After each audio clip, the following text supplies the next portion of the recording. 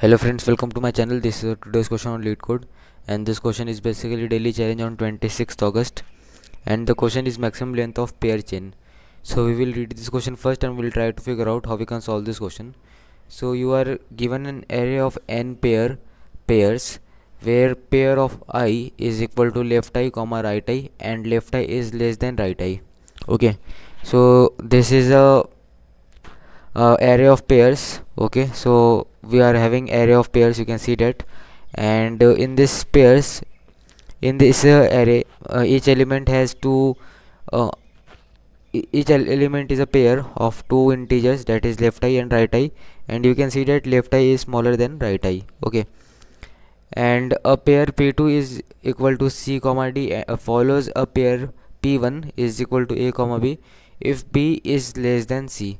So p2 follows p1 if and only if b is smaller than c. So this is given to us. Okay, a chain of pair can be formed in this fashion. Okay, so return the length of longest chain which can be formed. So we have to find the length of longest chain which we can form using this fashion. Okay, so you do not need to use up all the given intervals, you can select pairs in any order. Okay, so basically you can see that this is our input 1 2 2 3 and 3 4. So we can make a chain of 1 2, and after that we can take pair 2 3 because 2 is greater or okay, we can take pair 3 4 because this 3 is greater than 2. Okay, so we can choose these two pairs, okay, in order to make chain, and you can see that by doing this we got the chain of length 2. So basically the fashion is nothing but we have to choose two pairs such that the if we can choose two pairs p1 and p2, and if we are saying that p2 follows p1, so what do we mean? We mean that the second member of p1 is strictly smaller than first member of p2. So you can see that here we can take these two pairs for our chain. Okay, so the second member of this 1 comma 2 is strictly smaller than first member of 3 comma 4. So these two pairs can be part of chain. Okay, so the length of longest chain is nothing but 2. Again, for this input you can see that we can take three pairs 1 comma 2. After that we can take 4 comma 5, and then we can take 7 comma 8 in order to make chain, and we can see that the chain is of length 3. So let us have a closer view for these inputs. So you can see that we are having this input, and what we will do, we will just sort this array according to the ascending order of, we can sort this array according to ascending order of the second member. So after we will do this thing, so we will sort the given vector in ascending order of the second member, and after doing this the array will look like this. Okay, so you can see that we will have 1 2, after that we can have 4 and 5, and then we are having 7 and 8. Okay, so what we will do, we will have some variables here. So we will have int previous. Basically this means the what does it mean? It means the last element for the interval. So basically we will initialize it with int max. Okay, the smallest int min, the smallest integer possible in C++. And what we will do, we will iterate over all intervals, and if or what we can say, we will iterate over all pairs, and if the first member of pair is greater than this previous, we will take that pair for the chain, for making for the formation of that chain, and otherwise we will not take that chain. Okay, we will not take that pair. So basically you can see that we are initially we are having previous is equal to int min. Okay, so after that what we will do, we will iterate over all the pairs from 0 to the last pair. Okay, so you can see that 1 comma 2. Okay, so 1 is greater than int min. Okay, so 1 is greater than int min, we can take 1 comma 2 for the formation of chain. So I will write 1 comma 2 can be taken for the chain formation. Okay, so what we will do, we will just have another variable int count, and okay, it will be 0 initially, and whenever we get the chain, we will get the pair which can be part of our chain, we will just increase the value of count. Okay, and after that we have to update the value of previous. Okay, so we will update the value of previous to the second member of this chain. Okay, so what we will do, we will update the value of previous to pairs of I comma 1. So in this way we will iterate over all the pairs. Okay, all the pairs, and we will check whether the first element is greater than previous or not, and if it is greater than previous, we will increase the value of count, and what we will do, we will just update the value of previous that equal to pair which is we will update the value of previous to the second member of that pair, and finally what we will do, we will just return our count. So let us try to code this question. So basically we have to first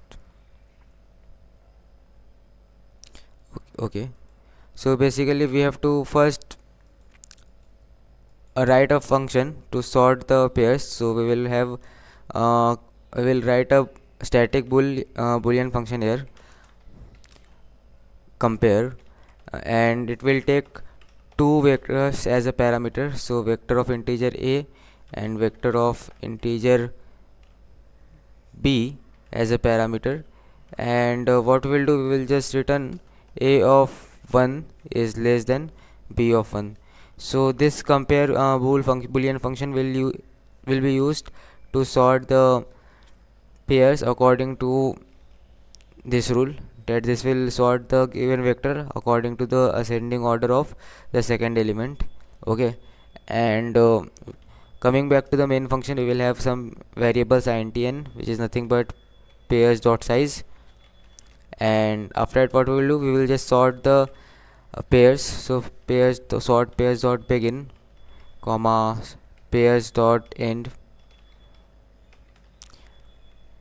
comma compare. So we will pass compare function here, so this will help in sorting the pairs in ascending order of second element. So this will sort the vector or array in ascending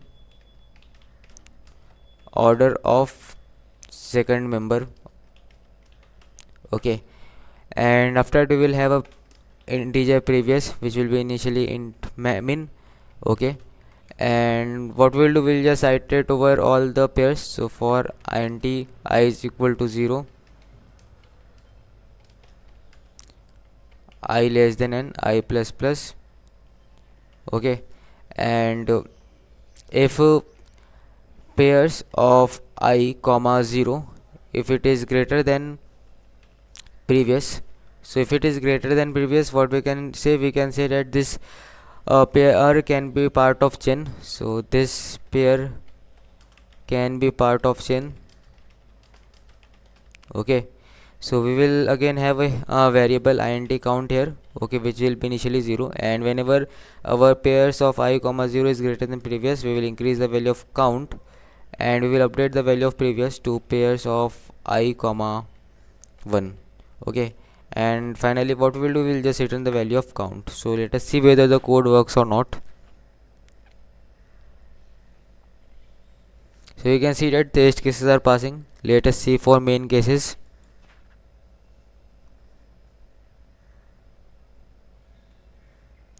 So yeah, all the cases are passing. So I will again try to explain this code. So basically what we were doing, we were having a vector of pairs. Okay, and initially it is randomly written, it is not sorted in any order. What we will do, we will just sort this vector in ascending order of the second element. Okay, so you can see that we have sorted this array in ascending order of second element. Okay, so it will become 1 2 4 5 and 7 8, and again what we will do, we will take a in variable previous, which will be initially int min, and a variable count.